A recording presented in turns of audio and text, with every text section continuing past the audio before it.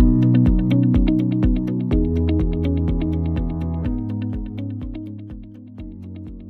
Friends, मेरा नाम आशीष है and I got recommended for 1 AFSB और मेरा पायलट के लिए भी सिलेक्शन हो गया है। I basically belong from Gudana, a village in Haryana. तो अब मैं आपको अपनी जर्नी के बारे में बताऊंगा कि कैसे स्टार्ट हुआ और कैसे मैं सक्सेसफुल हुआ हूँ अभी तक। सबसे पहले तो मैं अपनी इस सक्सेस को अपने भैया को डेडिकेट करना चाहता हूँ, जो मेरे बड़े भैया हैं, पंकज सांगवान।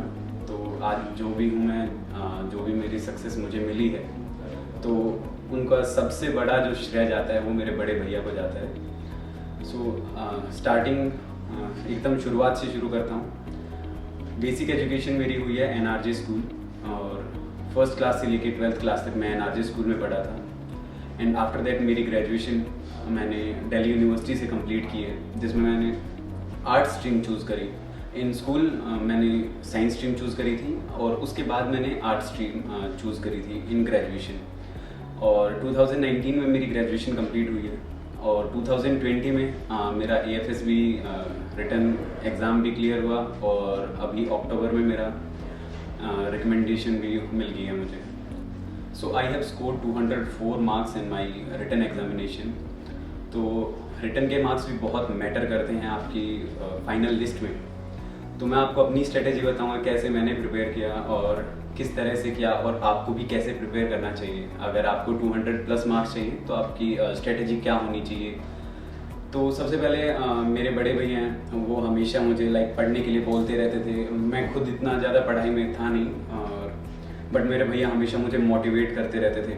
तो उन्होंने क्या करा कि फाइनली एक YouTube चैनल बना लिया। तो उसमें वो मुझे डेली पढ़ाते थे, डेली मेरे को असाइनमेंट्स देते थे। एक आपको डेली असाइनमेंट्स मिलेंगे कि आपको आज प्रॉफिट एंड लॉस करना है, मैथ में, GS में आपको हिस्ट्री करनी है। तो डेली टास्क मिलते थे, डेली आपको वो कंप्लीट करने होते हैं। तो अगर जैसे मेरे भैया ने हेल्प कर दी, बट अगर आपको भी ऐसा करना है तो आप अपने डेली टास्क लेके चलिए कि आज आपको कौन सा टॉपिक पढ़ना है। आज आपको उसके साथ मैथ्स के कितने, एटलीस्ट आप डेली मैथ्स के 100 क्वेश्चन सॉल्व करिए। किसी भी टॉपिक को उठाइए, उसकी वीडियोस देखिए, फिर उसके 100 क्वेश्चंस एटलीस्ट आप सोल्व कीजिए। तो उससे आपकी मैथ पे ग्रिप अच्छी हो जाएगी। और सबसे जो ज़रूरी है वो है कंटिन्यूटी, परसिवरेंस। अगर आप एक दिन 100 कर लेंगे, एक दिन 200 क्वेश्चन कर लेंगे, वो मैटर नहीं करता। बट आप रोज़ 100 क्वेश्चन कर रहे हो, वो बहुत ज़्यादा मैटर करता है। तो सबसे ज़रूरी है आपकी कंसिस्टेंसी, आपका पैशन। आप अगर ये चाहोगे कि आपको 200+ लाने हैं, बिकॉज इस एग्ज़ाम में मेरे 204 आए हैं, बट उससे पहले में मेरे 132 आए थे। मैं 10 मार्क्स से कट ऑफ क्लियर नहीं कर पाया था। But at that time I decided कि अब मुझे कुछ भी हो जाए 200+ लाना है। मुझे ये श्योर था कि मैं क्लियर तो कर ही लूँगा, बट मुझे था कि मुझे 200+ मार्क्स चाहिए। तो उसके लिए डेली बेसिस पे आपको कम से कम 6-7 घंटे आप पढ़ लीजिए।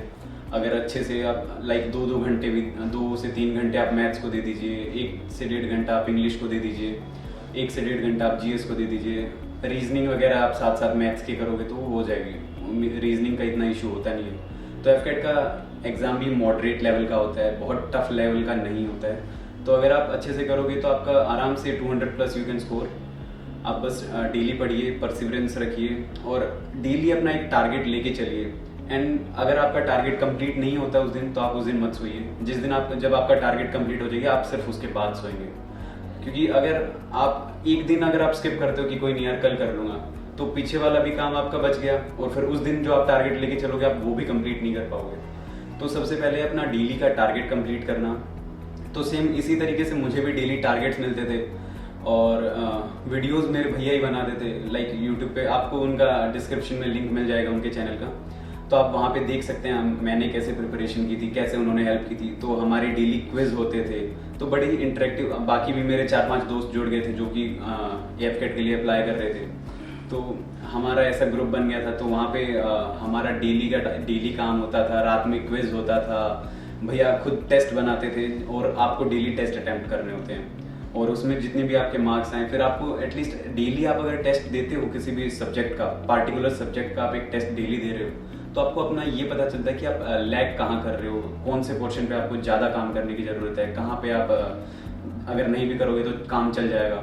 तो इससे आपको अपना लेवल पता चल जाता है कि आपको कहाँ ज़्यादा मेहनत करनी है, कहाँ कम मेहनत करनी है। तो इस तरीके से फिर डेली क्विज होते थे। तो और एक ऐसा होता है कि अगर आपके फ्रेंड्स हैं तो आप भी ऐसा कर सकते हैं कि अपने फ्रेंड्स को साथ लीजिए अपने पढ़ने में, और साथ साथ आप एक दूसरे के साथ टेस्ट बनाइए। आप अपने तरफ से आपने 10 क्वेश्चन छाट लीजिए, उनको बोलिए वो अपने तरफ से 10 क्वेश्चन प्रिपेयर करेंगे, एक दूसरे को आप शेयर कीजिए, फिर जो नहीं आए आप साथ में सोल्व कीजिए।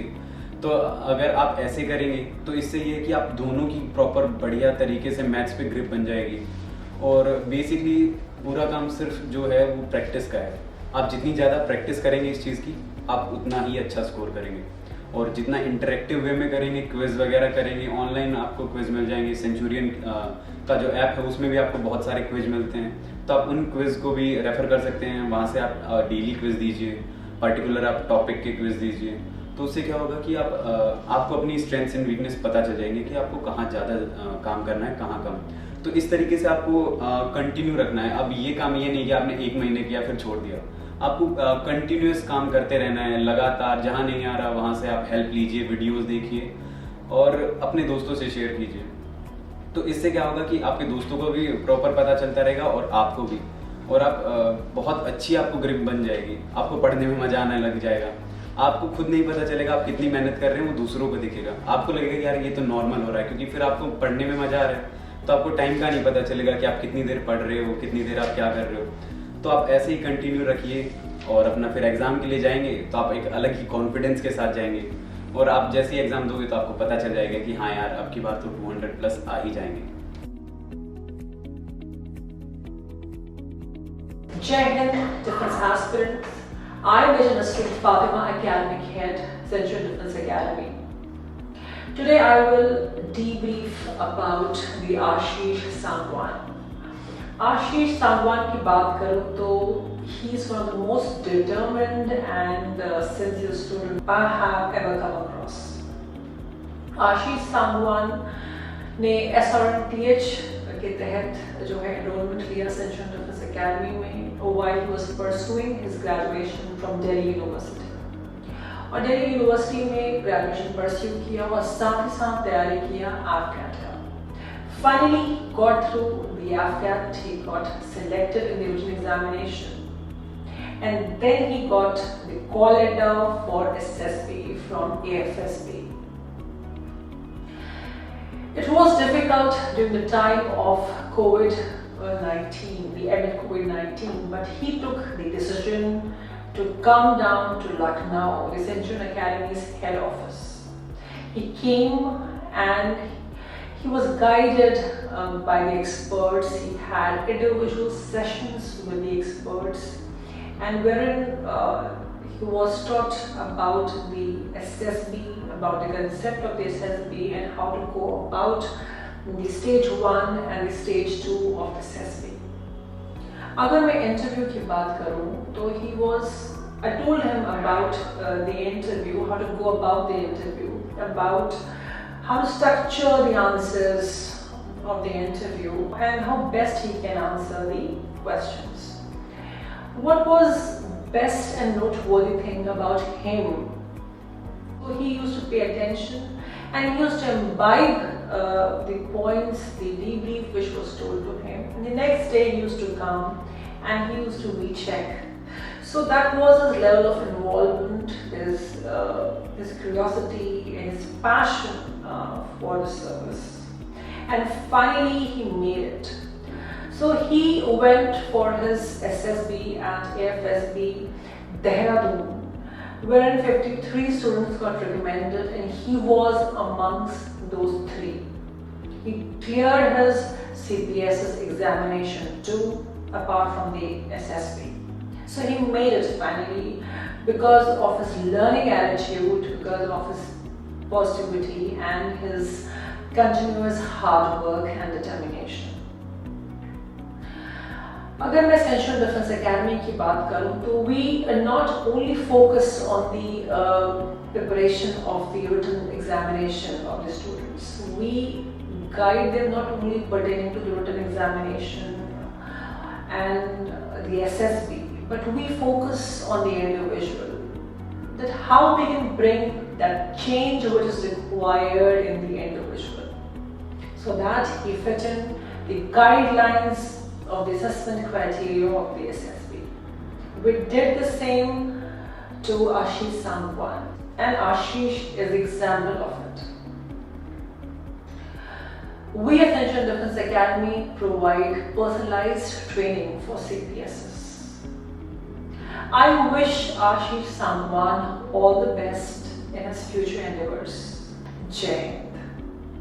तो ये था आपका फर्स्ट स्टेप। अगर आपका रिटन क्लियर हो जाता है, उसके बाद आता है आपका सबसे इम्पोर्टेंट स्टेप, और वो सबसे हार्ड भी होता है। और हार्ड नहीं होता अगर आप उसकी अच्छे से प्रिपरेशन करते हैं।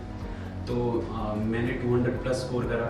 अब मेरा मेन काम था कि मुझे SSB भी करना था, क्योंकि ये मार्क्स किसी काम के नहीं रहते अगर मेरा SSB में क्लियर नहीं होता। सो उसके लिए स्टार्टिंग में तो मैंने ये करा कि मैं अपने भैया के साथ ही बात करता था, उनसे इंटरेक्ट करता था कि कैसे क्या करें, कहाँ से कोचिंग ले, कहाँ से सब, क्योंकि यही सब आपके दिमाग में आता है। तो फिर शिशिर सर जो हैं वो मेरे बड़े भैया के बहुत अच्छे फ्रेंड हैं, वो उनके कलीग रहे हैं। तो भैया ने बताया कि यार वहाँ पे मेरे फ्रेंड हैं, वो साइकोलॉजी और ये प्रॉपर आपको ट्रेनिंग देते हैं, तो तुम वहाँ चला जा। आई वाज लाइक कि अगर मेरे भैया ने मुझे बोला है कि आप तुम वहाँ चले जा, तेरे लिए वो बेस्ट रहेगा, तो आई वॉज डैम श्योर कि वो मेरे लिए बेस्ट होगा। क्योंकि मेरे भैया ने जितना मेरे लिए किया है उसमें मैंने देखा कि हमेशा उन्होंने बेस्ट दिया है। तो जैसे ही उन्होंने बोला कि ठीक है तुझे वहाँ जाना है, वहाँ तुझे बेस्ट मिलेगा, आई वॉज सेटिस्फाइड कि वहाँ मुझे बेस्ट मिलेगा। और फिर मैं लखनऊ आया कोचिंग लेने के लिए।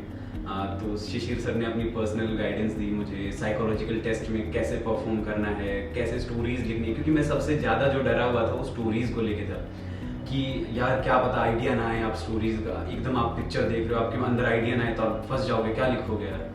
बट फिर यहाँ पे जैसे आपको डेली गाइडेंस मिलती रहती है कि यार ऐसे परसीव करना है इस पिक्चर को, ऐसे ऐसे आपको पॉजिटिव एस्पेक्ट्स देखने हैं, कैसे आपको उसको लिखना है, तो यहाँ पे आपको एक प्रॉपर ट्रेनिंग मिली।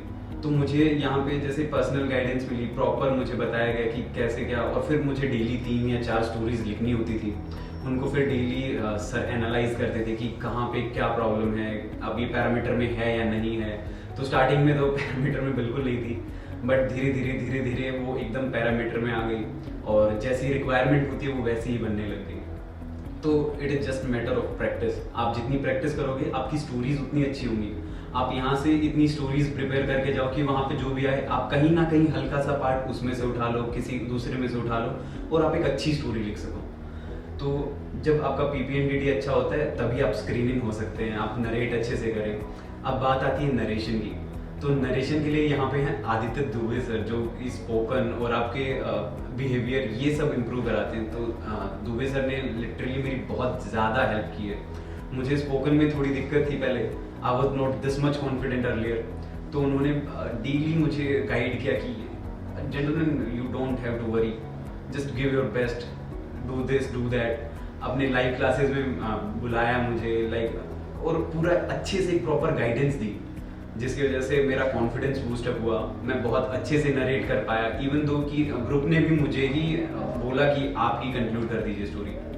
तो वहाँ पे आपका नरेशन और स्पोकन स्किल्स काम आते हैं। उसके बाद इंटरव्यू के लिए मैं जितना थैंक यू बोलूँ मैम का, फातिमा मैम का, उतना कम है, क्योंकि उन्होंने मुझे गाइड करा कि इंटरव्यू में इस टाइप के क्वेश्चंस होते हैं, इस टाइप से आपको उनको टैकल करना होता है। तो मैंने जब अपना इंटरव्यू दिया तो इंटरव्यूअर परेशान हो गया था कि वीकनेस तो बता ही नहीं रहा है। उन्होंने 4-5 तरीके से घुमा के पूछा, तो उनको वीकनेस नहीं पता चली। फिर लास्ट में उनको आके डायरेक्ट ही पूछना पड़ा, अच्छा आपकी बताइए आप कहाँ पे इम्प्रूव करना चाहेंगे, क्या आपकी वीकनेसेस है। तो आपको एक प्रॉपर पता चल जाता है किस क्वेश्चन को किस टाइप से टैकल करना है। और एक सबसे जो इम्पोर्टेंट पार्ट होता है, जो I was a part of theatre in my college, मैंने अपने कॉलेज में थिएटर किया। तो वहाँ पे हमारा क्या होता है कि अगर हमें कोई भी प्ले करना है तो उससे पहले अगर हमें स्टेज पे जाना है, आज हमारा प्ले है, 5 मिनट बाद स्टेज में जाना है, हमें परफॉर्म करना है, तो हम उससे जस्ट 10 मिनट या 5 मिनट पहले एक साइड बैठ जाते थे जहाँ पे कोई शोर नहीं है, कोई कुछ नहीं है, कोई किसी से बात नहीं करेगा, और आपको बस सोचना होता था अपने बारे में, अपने प्ले के बारे में, आप कैसे परफॉर्म करोगे, आपको उस ट्रांस में जाना पड़ता था। तो सेम आपको इंटरव्यू के टाइम भी करना पड़ता था। तो मैम ने जैसे ही मुझे ये बात बताई तो आई वाज लाइक कि मैम हमारे मैंने थिएटर किया है, वहाँ पे भी हमारे ऐसे ही होता है। तो आपको जिस इंटरव्यू आप जब देने जाओ तो जस्ट उससे 5 मिनट पहले आपको बैठ के आराम से सोचना है कि जो भी पूछेंगे मुझे उसका आंसर करना है, काम रहना है, ज़्यादा एक्सेसिव भी नहीं बोलना और कम भी नहीं बोलना। तो ये सबसे इम्पोर्टेंट रहता है। और जब आप एक बार 5 मिनट बैठ के शांत कर लेते हैं अपने माइंड को, तो वहाँ पे आप इजीली टैकल कर पाते हो और कान मान आपके खुले होंगे वहाँ पे, तो इजीली आप अच्छे से उसको कर पाएंगे। तो ये जब मैम ने जो दिया, इससे मुझे बहुत हेल्प मिली। मैं जब भी कोई भी टास्क करने गया, चाहे वो मेरा इंटरव्यू हो, चाहे मेरा GTO हो, चाहे OIR हो, चाहे कुछ भी, उससे मैं 2 मिनट या 5 मिनट पहले एकदम ऐसा हो जाता था कि यार आज जो करेगा उससे तेरी कल की लाइफ चेंज होने वाली है। तो जब आप ये सोच के जाओगे, अपना 100% आप दे पाओगे। OIR का जिक्र आया तो OIR का बता देता हूँ। गुरकीरत मैम है, वो आपको यहाँ पे OIR प्रोवाइड कराती है, उसको कैसे टैकल करना है, कैसे सोल्व करना है, फास्ट अप्रोच कैसे करना है, तो वो सब आपको बताते हैं। OIR बहुत सिंपल आता है। अगर आपने FCAT दिया है तो उसमें जो रीजनिंग के क्वेश्चंस होते हैं आपने देखे, इवन उससे भी कुछ इजी आते हैं। टाइम का थोड़ा रहता है, आप फास्ट कीजिए, हो जाता है, कोई इशू नहीं आता। OIR आपका अच्छा ही जाएगा। अगर आपने 200 प्लस स्कोर करा है तो OIR आपका अच्छा जाएगा। और अब बात आती है GTO की। अब मैं यहाँ पे आया था पेंडेमिक के टाइम पे, जब लाइक बस पर्सनल गाइडेंस मिल पा रही थी, प्रॉपर आपको थोड़ी दूर बैठना पड़ता था, वहाँ से आपको लाइक डिस्टेंस मेंटेन करनी पड़ती थी, तो ग्राउंड्स वगैरह ओपन थे नहीं। तो मुझे GTO के लिए ट्रेन किया कर्नल प्रमोद सर ने, और एज उनकी एज बहुत ज़्यादा है तो मैं उनके सिर्फ लाइव सेशन ही ले पाया। और बट ये असिस्टेंट सर थे, उन्होंने मुझे GP वगैरह के बारे में बताया, and I would really like to appreciate him that उन्होंने जो पॉइंट्स दिए थे GP में, मैंने वो वहाँ पे बोले और उसका मुझे बहुत फायदा हुआ। मेरा बहुत ही पॉजिटिव इंप्रेशन पड़ा था GTO पे, क्योंकि बाकी जो बच्चे थे उनको ये पता ही नहीं था। और जब मैंने लाइक होता है जैसे इसमें कि अगर कुछ भी हो रहा है तो आपको पहले पुलिस को इन्फॉर्म करना है। बाकी बच्चों को मैं बताया कि मैं पुलिस को इन्फॉर्म करूंगा, दे वर लाइक कि हम नहीं करेंगे।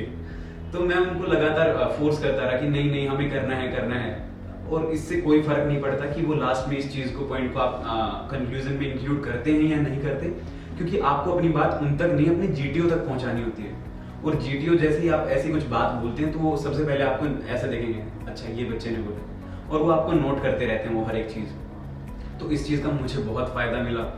IU मेरा अच्छा गया, इवन तो मैं कर नहीं पाया, बट हाँ लाइव सेशन जितने भी हुए उन्होंने लाइक बताया कि ऐसे वैसे होता है, ये आपको 3 चीजें मिलेंगी, इनका कैसे कैसे हेल्प लेना, अपने रिसोर्सेज को कैसे यूज करना है। तो प्रॉपर एक अच्छे से आपको पहले से जब पता होता है सब चीज़ों का, तो आप एक अलग ही कॉन्फिडेंस के साथ वहाँ पे जाते हो और उससे आप मतलब बहुत अच्छा परफॉर्म कर पाते हो।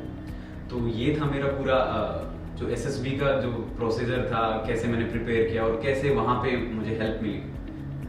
इसमें सबसे इम्पोर्टेंट एक और टेस्ट भी होता है, जैसे साइकोलॉजिकल टेस्ट। उससे आपकी मेंटेलिटी का पता चलता है, आप कैसे सोच रहे हैं उसका पता चलता है। तो अगर आप इन रियल में नेगेटिव हैं तो एकदम तो आप वहाँ जाके पॉजिटिव हो नहीं पाएंगे। आपको उसके लिए भी एक प्रॉपर तरीके से आपको प्रिपेयर करना पड़ेगा कि आप पॉजिटिव ही सोचें और पॉजिटिव ही बने। तो उसके लिए शिशिर सर ने मेरी बहुत मदद की कि यार हर चीज़ में आपको कैसे पॉजिटिव देखना है, कुछ भी हो तो इसका हर टाइम आप जितना टाइम देख सकते हो उसका पॉजिटिव एस्पेक्ट देखिए कि क्या है क्या नहीं है, उसका पॉजिटिव क्या हो सकता है। तो जो आपका साइकोलॉजिकल टेस्ट होगा उसमें आप अपने सिर्फ पॉजिटिव पॉइंट से दिखाएंगे तो वहाँ पे भी अपनी वीकनेस आप आने नहीं देंगे सामने, और इंटरव्यूइंग ऑफिसर को भी आप अच्छे से टैकल कर पाएंगे। तो इससे आपका बड़ा पॉजिटिव इंप्रेशन पड़ता है जो पूरे SSB में कि बच्चा बहुत पॉजिटिव है, मेहनती है, अच्छा है। तो ये सबसे इम्पोर्टेंट है। तो साइकोलॉजिकल टेस्ट में आपको TAT होती है, BAT होता है, SRTs होती है। तो मैं डेली SRTs लिख के लाता था सर के सामने। इवन यहाँ पे भी मुझे डोजियर मिला था कि आपको इसमें SRTs हैं, ये लिखिए। तो क्या होता है कि मैं सिर्फ 43 SRTs अटेम्प्ट कर पाया था, इवन दो मेरे फ्रेंड्स ने 58 आउट ऑफ 60 अटेम्प्ट कर ली थी। एंड आई वाज लाइक यार मेरे से तो इतनी हो पाई, क्योंकि मैंने जितनी लिखी थी मैंने उनका प्रॉपर सॉल्यूशन लिखा था। प्रॉपर एक जो भी डिटेल्स होती थी जितना मैं लिख सकता था मैंने प्रॉपर एनालाइज करके वो लिखा था। तो मैंने 43 लिखा है। तो WAT में आए तो आउट ऑफ 60 मैंने 59 अटेम्प्ट कर लिए थे। तो WAT भी मेरा अच्छा गया। वहाँ पे आपको WAT में ज़्यादा सोचने का टाइम नहीं मिलता, तो आप जितनी प्रिपरेशन उसकी पहले से करके जाएंगे उतना अच्छा है, क्योंकि बहुत सारे वर्ड्स रिपीट होते हैं वहाँ पे, और कुछ वर्ड्स होते हैं जो ऑलमोस्ट हर बार आते ही हैं, जैसे मनी हो गया, मर्डर हो गया, ताकि वो नेगेटिव वर्ड्स हैं और आप उसको किस तरह से आप प्रेजेंट करते हो आगे, वो बहुत मैटर करता है, उससे आपकी पूरा साइकोलॉजी का पता चल जाता है। तो इन सब में शिशिर सर ने लिटरली मेरी बहुत हेल्प की है। लाइक जब वो फ्री होते थे, हम बाहर कहीं वो बाहर भी मुझे लेके जाते थे कि यार चलो यहाँ पे, वहाँ पे भी वो पूरा मुझे गाइड करते हुए लेके जाते थे कि ये आता है, तुम्हें इस पे ज़्यादा ध्यान देना है, तुम्हारे इसमें कोई दिक्कत नहीं है, तुम्हें इस पे थोड़ा और काम करना है। तो आपको एक प्रॉपर, आपको खुद को इंट्रोस्पेक्शन नहीं करना पड़ता, आपका यहाँ पे इंट्रोस्पेक्शन हो जाता है कि आपको यहाँ काम करना है। तो आपको सिर्फ पॉइंट्स पता चलेंगे कि आपको कहाँ काम करना है, तो आप वहाँ पे काम करेंगे और अपना बेस्ट दे पाएंगे। तो इस तरह से मेरा साइकोलॉजिकल टेस्ट भी अच्छा गया, GTO भी अच्छा गया, इंटरव्यू तो बहुत ज़बरदस्त गया। तो आप पूरा जब इसमें अच्छा जाएगा तो आपका कोई चांस ही नहीं है कि आपको कोई बाहर कर देगा वहाँ से। मैं आपको बताना चाहता हूँ कि पहले मैं एयरमैन के लिए प्रिपरेशन कर रहा था, एंड प्रिपरेशन पे क्या मेरा मन ही नहीं होता था एग्ज़ाम देने का। तो मैंने स्टार्ट किया, लाइक घर वाले बोलते थे कि अरे एटलीस्ट दे के आ, फोर्स कभी नहीं किया मुझे कि तुझे देना है, तुझे करना है, बट उन्होंने हमेशा बोला कि एटलीस्ट तुझे टेस्ट में बैठना है ताकि तुझे पता चले कैसा होता है। तो मैं जाता ही नहीं था, इवन तो मैंने ऐसा इतना ब्लंडर किया हुआ है कि मैं सो गया जिस दिन मेरा टेस्ट था, कि मैं सोता रहा, पापा मैं जा नहीं पाया, भैया मैं इसलिए नहीं जा पाया, दे वर लाइक कि यार इसका कुछ नहीं हो सकता। फिर बाद में मैं अगला टेस्ट देने गया तो मैं उसके थोड़ा सा पढ़ के गया था। तो जब मैं थोड़ा पढ़ के गया था तो मैं उससे मेरी क्यूरियोसिटी बढ़ी कि यार अब क्या रिजल्ट आता है, जो मैंने पढ़ा उतना रिजल्ट आता है कि नहीं आता है। तो उसमें मेरा रह गया 3 या 4 नंबर से मेरा रह गया था।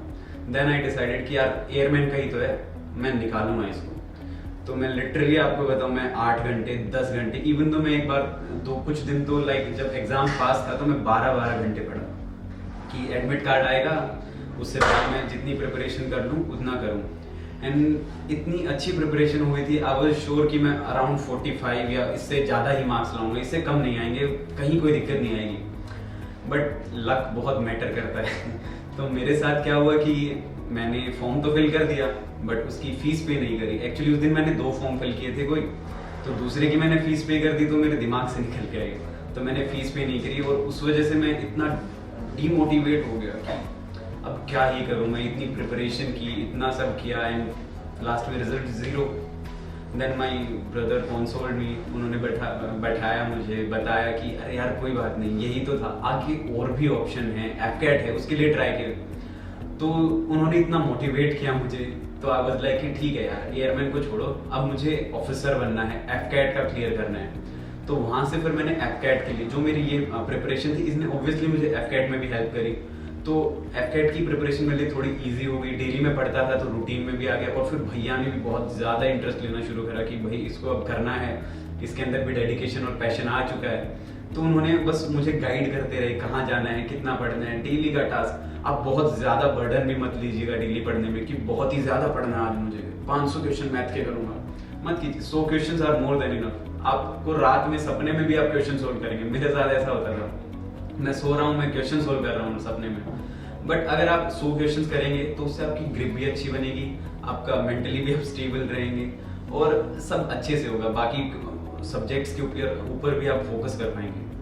तो इस तरह से फिर मैंने एफकैट के लिए प्रिपरेशन शुरू की और फिर रिजल्ट आपके सामने ही है। तो मेरा 200 प्लस स्कोर गया। पेरेंट्स हमेशा बहुत ही पॉजिटिव रहे हैं, तो जिस टाइम पे मेरा एयरमैन का हुआ नहीं था, they know how much I was studying at that time. तो दे वर लाइक यार, सम पेरेंट्स कभी कभी होते हैं कि ये तूने गलत किया, ऐसे नहीं करना चाहिए था, तुझे ध्यान रखना चाहिए था।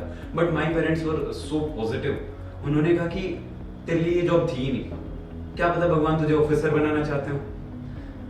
और सब इतने पॉजिटिव रिस्पॉन्स आ रहे हैं। एंड फिर उससे मेरा मोटिवेशन बहुत हाई लेवल पे पहुंच गया कि यार ठीक है, अब घर वाले भी यही कह रहे हैं, भैया भी यही कह रहे हैं। और लाइक हमेशा ही ऐसा हुआ है कि मेरा हुआ ही नहीं एयरमैन में, और इंटरेस्ट भी नहीं आया इतना कभी मुझे। तो उस वजह से मेरा मोटिवेशन बहुत बढ़ गया। घर वाले पॉजिटिव, भैया पॉजिटिव, उनकी पॉजिटिव एनर्जी में रह के मैं भी पॉजिटिव हो गया। और फिर मैंने अपनी प्रिपरेशन शुरू कर दी। तो जैसे ही मेरा ये क्लियर हुआ, तो सबसे पहले जब जैसे आपको रिकमेंड करते हैं तो वो आपको मोबाइल देते हैं, क्योंकि उससे पहले आपका मोबाइल वो सबमिट कर लेते हैं। सो मैंने अपने भैया को फ़ोन करा सबसे पहले, बिकॉज उन्होंने, अगर मैंने 30% मेहनत की है मेरी सक्सेस में, तो 70% जो हार्ड वर्क है और लगातार डेडिकेशन है वो मेरे बड़े भैया की है।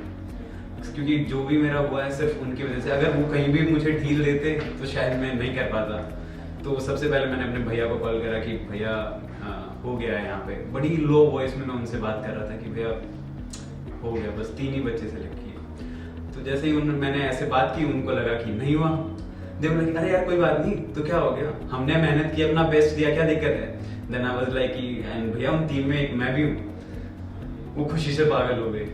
तो आपके वजह से अगर आपके बड़े भैया या फिर आपके पेरेंट्स इतने हैप्पी होते हैं ना, तो आपके लिए उससे ज़्यादा प्रेशियस मोमेंट कोई नहीं होता। ऑफिसर अगर आपके पेरेंट्स खुश नहीं है तो आपको ऑफिसर बन के भी खुशी नहीं मिलेगी।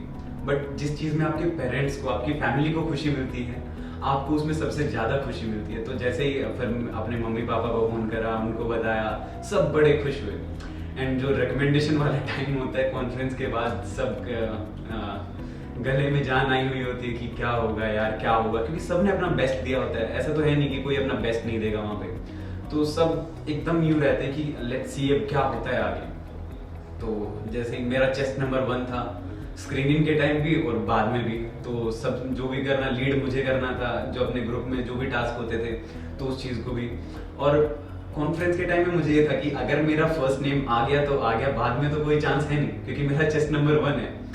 और लकीली जैसे ही डीएसओ सर ने वहाँ पे रिजल्ट अनाउंस करा, तो सबसे पहले उन्होंने मेरा ही नाम लिया। तो मैं यूँ बस और क्या चाहिए। तो वो जो फीलिंग आती है ना रिकमेंड होने के बाद, वो आप डिफाइन नहीं कर सकते वर्ड्स में। और ये मेरा मेडन अटेम्प्ट था, फर्स्ट अटेम्प्ट था। जो मेरे हम टोटल 3 रिकमेंड हुए थे कैंडिडेट्स वहाँ से। तो वो जो 2 कैंडिडेट्स और थे, मैंने उनसे बाद में बात की, जब हमसे फॉर्म फिल करवाते हैं बाद में, तो मैंने उनसे बात की। तो मुझे पता एक 17th टाइम अटेम्प्ट दे रहा था अपना, एंड 16 टाइम्स वो पहले दे चुका था, बट उसका नहीं हुआ था। तो उसके लिए वो भी बहुत ज़्यादा खुश था। जो दूसरा बच्चा जो सिलेक्ट हुआ था, उसका वो 10th अटेम्प्ट था। आई वॉज लाइक यार, I was this much lucky जो मैंने फर्स्ट टाइम करा और उसी में मेरा सिलेक्शन हो गया। जो मेरे इतने अच्छे स्कोर रिटर्न में आए हैं, उसका मुझे प्रॉपर बेनिफिट मिलेगा।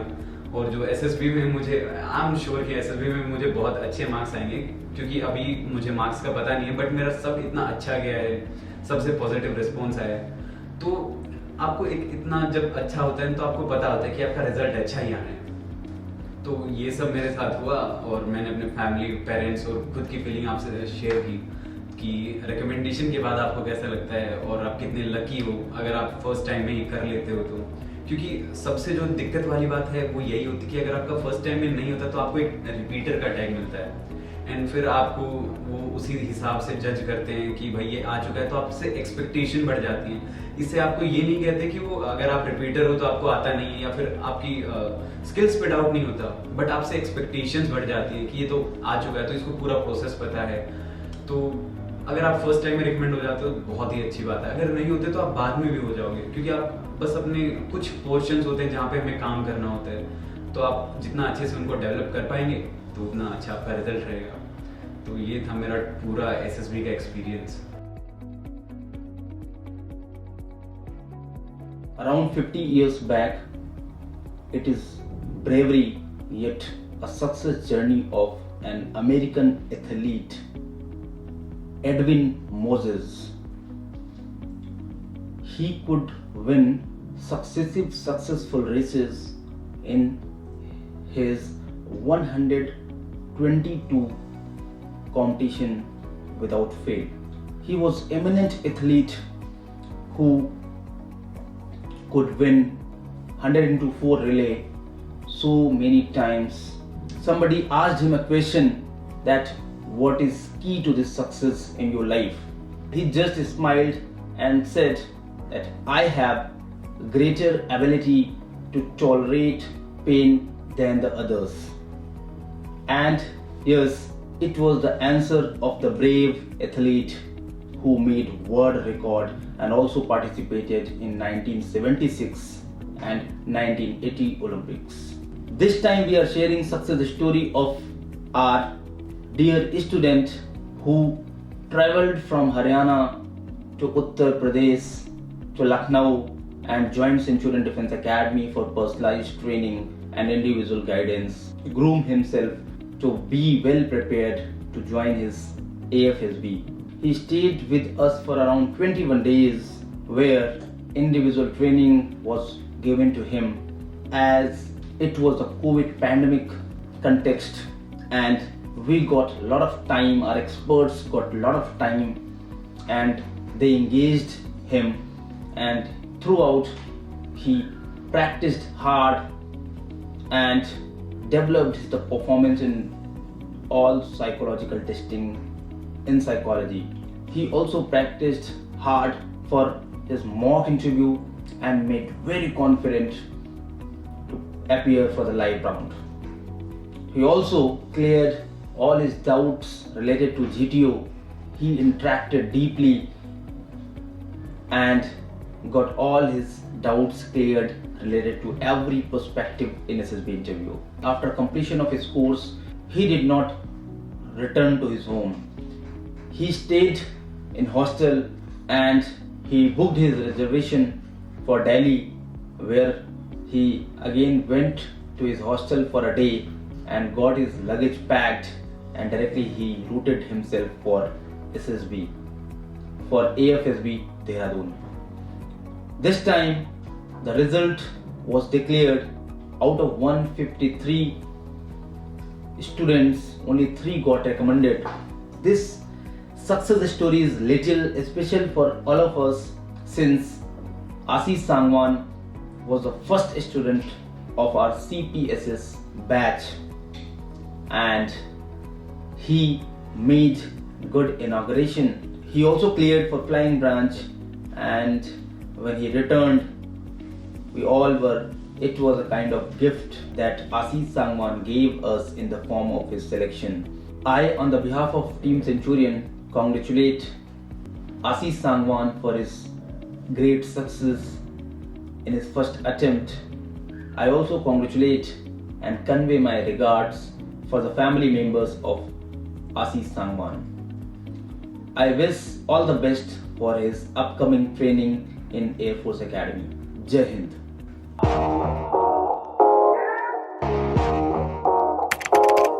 अगर आपने सेंचुरियन डिफेंस एकेडमी के YouTube चैनल को सब्सक्राइब नहीं किया है तो अभी सब्सक्राइब करें और बेल आइकन दबाएं ताकि लेटेस्ट नोटिफिकेशंस आपके पास में सबसे पहले पहुंचे।